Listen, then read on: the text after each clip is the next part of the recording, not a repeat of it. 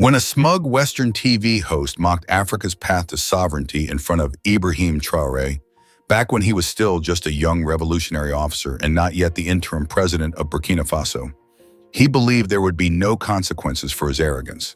He had no idea that the man before him was not only a defender of his people, but also a razor-sharp strategist.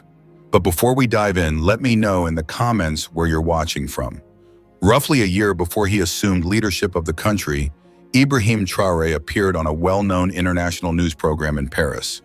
He was well aware that it would be a hostile environment, a space designed not to listen but to corner. Still, he couldn't turn down the chance to speak directly to millions, especially young Africans scattered across the diaspora, hungry for direction and truth. Studio lights beamed as the host adjusted his cufflinks and flashed his signature smirk into the camera. Welcome back, ladies and gentlemen. Tonight we're joined by a controversial figure, Captain Ibrahim Traoré of Burkina Faso, a man who's made headlines for his criticism of Western policies and military intervention in Africa. Captain, thanks for being here. Thank you for inviting me, Traoré replied with calm dignity as he sat, posture strong, eyes unflinching. So tell us about your mission, the host began. What exactly is a young officer doing leading political conversations in West Africa these days? Traoré's voice was measured but firm. We serve the most forgotten people in our region. We protect our land, our resources, and our dignity. We ensure our youth are educated not just in books, but in truth. The truth of who they are and where they come from. Interesting, the host said, tilting his head with performative curiosity. And how do you convince people in 2024 that they need a revolution, especially when globalization is offering them iPhones, Netflix, and Western democracy? Isn't that all a bit outdated? Traoré didn't blink. He could see the trap. Africa doesn't need charity.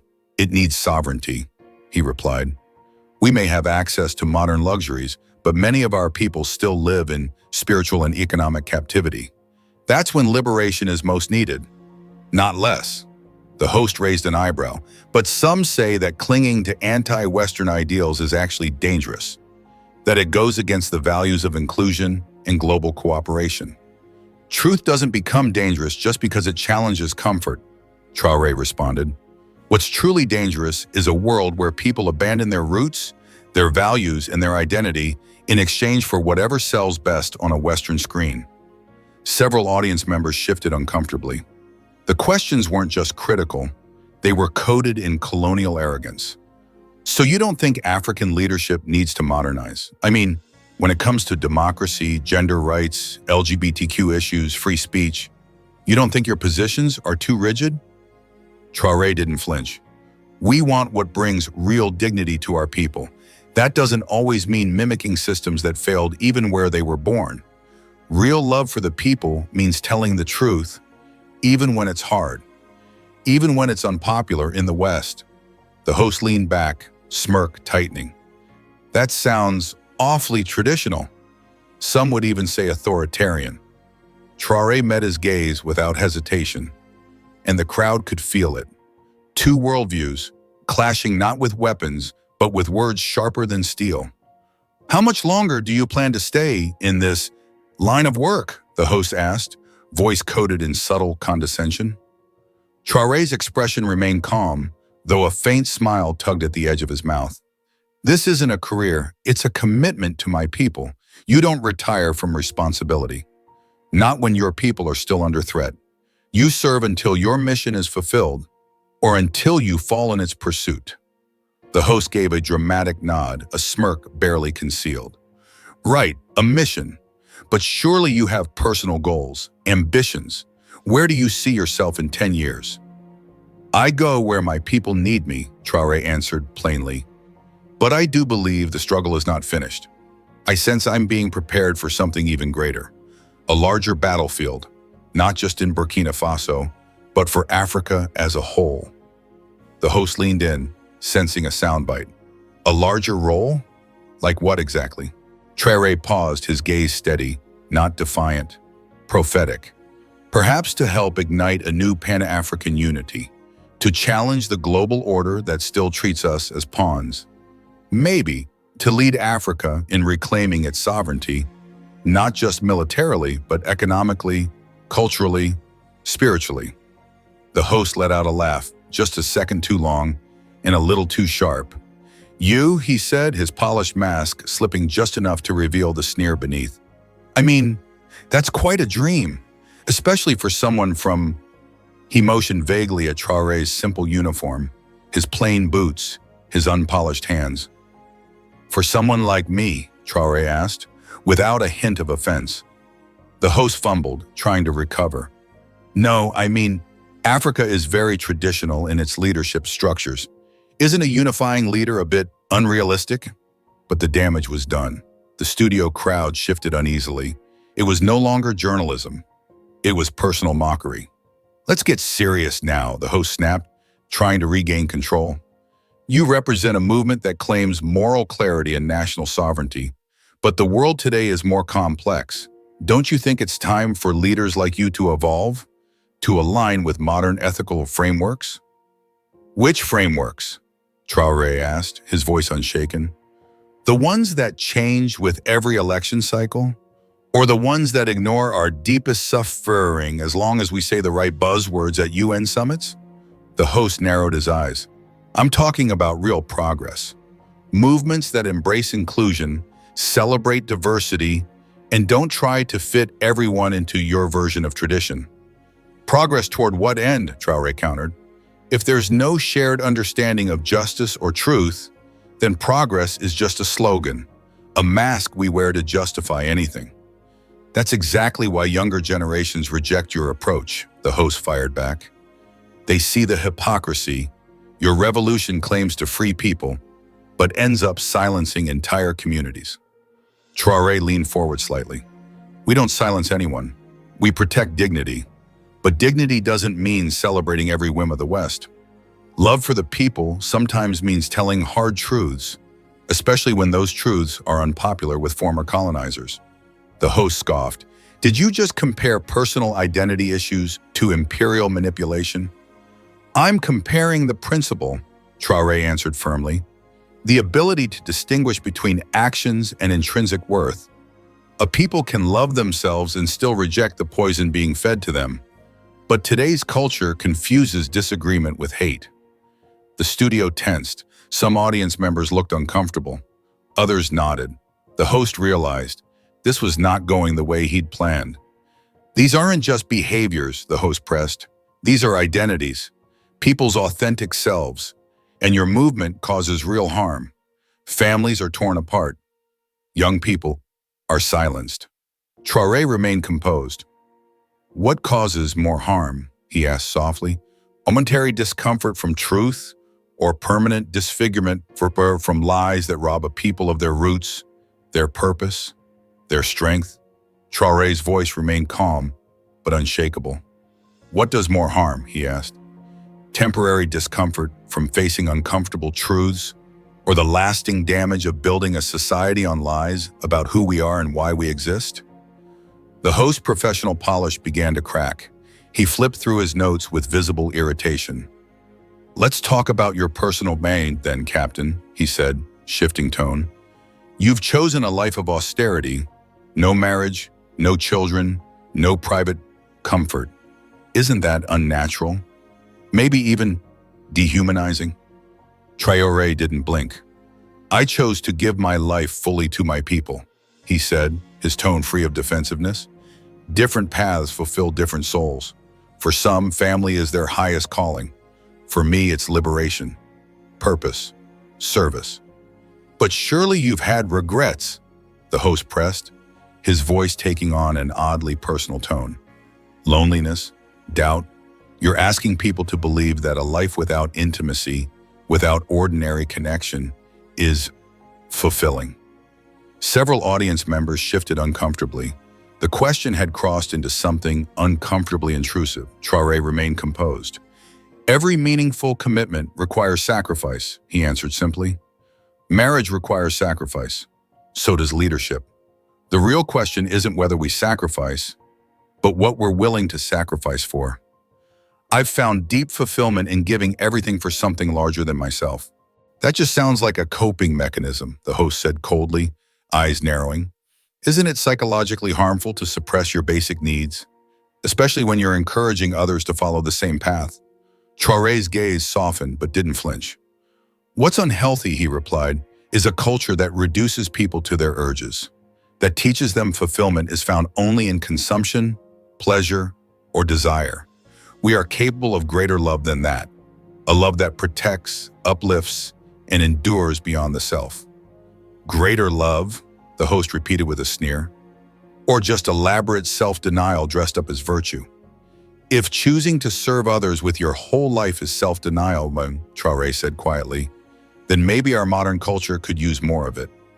The audience sensed the shift. The host's personal attacks were beginning to backfire, making him seem bitter, while Traoré grew only more composed. Fine, the host said, frustration now bleeding into his tone. Let's talk about the real issue here. It's the 21st century. We know more than ever about science, psychology, human nature. How can intelligent people still cling to outdated ideals, to tribal loyalties, cultural myths, anti-modern systems? Science explains the world now. Traoré didn't rise to the bait. Science tells us how things work, he said. Wisdom tells us why they matter. The two aren't enemies. They're allies, if we use them with humility. The host leaned forward, aggressive. Come on, we can explain everything now, the universe, behavior, even emotion. There's no need for old myths or invented values. We've grown up as a species. Science explains mechanisms, Traoré responded, but not meaning. It can measure the chemistry of a revolution, but not the fire in the hearts of the oppressed. It can describe how power is enforced, but not why freedom is worth dying for. Those are just dopamine and ancient survival strategies, the host scoffed, waving dismissively. Romance is chemicals. Justice is just a social agreement. Beauty is math. Love is an instinct. Traoré smiled gently, almost sadly. If that's all they are, he asked, why does your explanation feel so empty? Why do the most secular voices still borrow sacred words?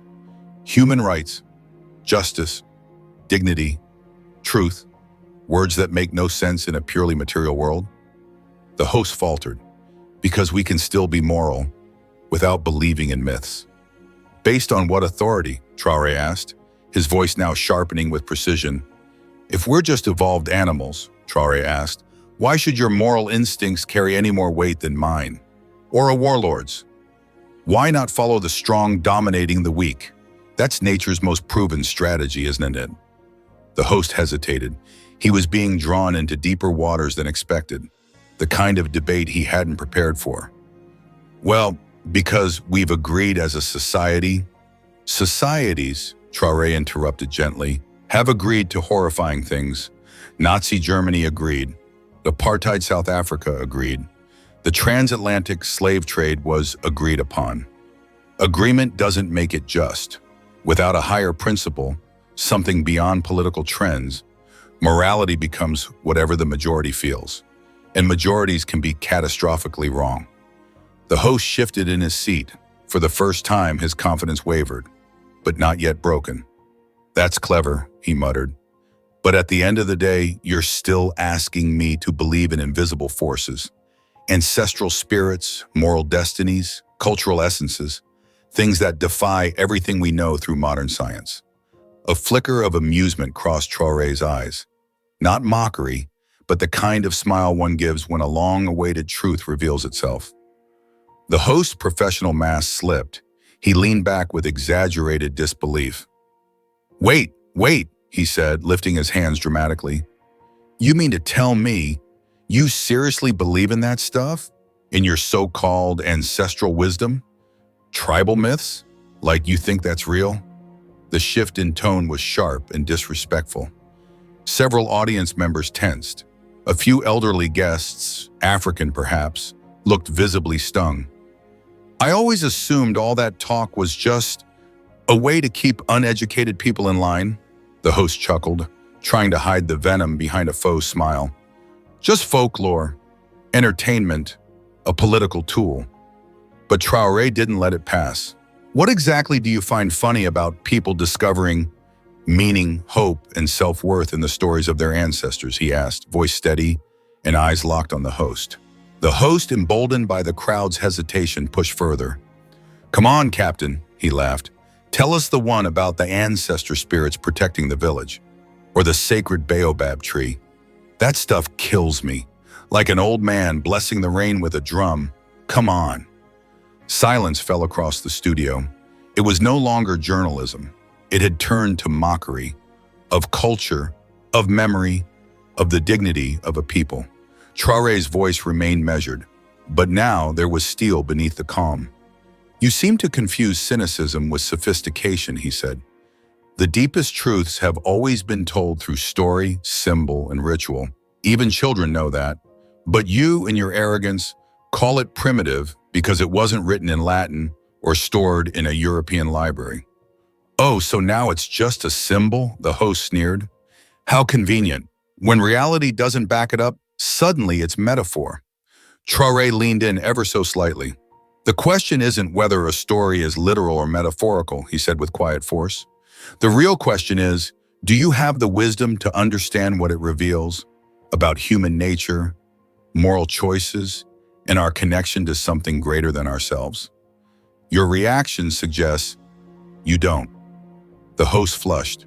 His smirk vanished. Traoré wasn't done. "You've spent this entire conversation treating African traditions and values as backward, as if dignity can only come from the Enlightenment and relevance must be validated by French philosophers. But everything you've said tonight reveals how little you understand the stories you mock." The host opened his mouth, but Traoré continued. "You dismiss ancestral wisdom as fairy tales, and yet they contain some of the most sophisticated ethical frameworks in human history. Concepts of justice, harmony, community, and balance that your world is still struggling to grasp. You mock ancestral wisdom," Traoré said evenly, "yet you accept without question that consciousness somehow emerged from unconscious matter, which is a far greater leap of faith than anything our ancestors ever told around a fire." Several audience members nodded. The atmosphere had shifted. This was no longer a debate. It was a reckoning. "You ridicule African traditions as primitive," he continued. "Yet the greatest minds in history, from Imhotep to Cheikh Anta Diop, laid the foundations of science, medicine, and philosophy long before your textbooks acknowledged them." "You're cherry-picking," the host snapped, face reddening. Traoré responded with surgical calm. "Tell me, in your materialist worldview, why should I trust anything you say? If your thoughts are merely chemical reactions caused by previous ones, then you're just a biological machine running on instinct, a speaking algorithm. Why should I listen?" The audience stirred again. This was no longer a polite exchange. It had become intellectual warfare. "You've built your entire worldview on assumptions you've never questioned," Traoré pressed forward. "You assume your mind evolved to seek truth, not just survival. You assume morality is real, though you can't measure it. You assume human dignity exists in a universe you claim is indifferent and meaningless." The host opened his mouth, but Traoré didn't stop. "You came here expecting to humiliate a man you thought was just another angry African in military boots. But what you've discovered is that your worldview collapses under even gentle scrutiny. You've asked me to abandon ancestral wisdom, yet your own belief system demands more blind faith than ours ever did." The host sat in stunned silence. Trying to claw back control, he muttered, "You can dress it up in philosophy all you want, but in the end you're still a grown man who believes in myths told by tribal chiefs and drummers under the moon." The insult hit the room like a slap. The studio fell silent. Several people audibly gasped. Traoré stood slowly. His presence alone silenced everything. "I want to thank you," he said softly, eyes locked on the host. "Because tonight you've shown the world exactly why Africa must rise again, and why we must reclaim our stories." The host shifted, suddenly aware he had miscalculated. "You've mocked with a smirk what you never even tried to understand. You've mistaken tradition for ignorance, humility for weakness. But let me ask you this." The room held its breath. "Throughout this entire interview, I've treated you with respect, despite your mockery. I've answered you calmly, despite your contempt. Do you know why this studio is silent now? Because deep down, people recognize that I've acted with honor. And you, with arrogance, Rafat. He stepped closer to the center of the set. You see, my worldview teaches me to respect even my enemy. Yours has taught you to belittle anyone who disagrees, to call them relics, tribal, Bronze Age goat herders, as you so eloquently implied. The host's face went pale. This, Traoré concluded, is the fruit of your so-called enlightened morality. Contempt disguised as sophistication, cruelty masked as cleverness. You've proven tonight that without something greater than your ego, man becomes what you have shown us. Proud, bitter, and empty. The host opened his mouth, but nothing came. He had been completely dismantled, not through force, but through grace, intellect, and unshakable dignity. The camera lights dimmed. "We need to go to commercial," the host stammered, eyes avoiding the camera. The moment the feed cut, the studio erupted in applause. Not polite clapping, but a spontaneous standing ovation. A retired African war veteran approached with tears in his eyes. "Captain," he whispered, "I gave up hope a long time ago. But tonight, I saw what real strength looks like." A mother and her teenage daughter waited nearby. "My daughter thought revolution meant chaos," she said. "But tonight she saw what it looks like when it's led by wisdom." As Traoré quietly exited the studio, the host remained frozen in his chair. His producer leaned over, pale. "What just happened?" she asked. He shook his head, slowly. "I thought I was interviewing another radical from a forgotten country, but I just met the man who might change the fate of a continent." Backstage, a camera operator whispered to his colleague, "Did you see how he handled that? They called him a relic, but he just showed us what real leadership looks like." Less than a year later, when Ibrahim Traoré addressed the African Union to thunderous applause, not as a rebel but as a symbol of Africa's awakening, millions remembered this interview because they hadn't just seen a soldier defend his homeland. They had witnessed a leader, a visionary, a man who reminded the world that Africa speaks, and when it does, it speaks with truth, with pride, and with purpose.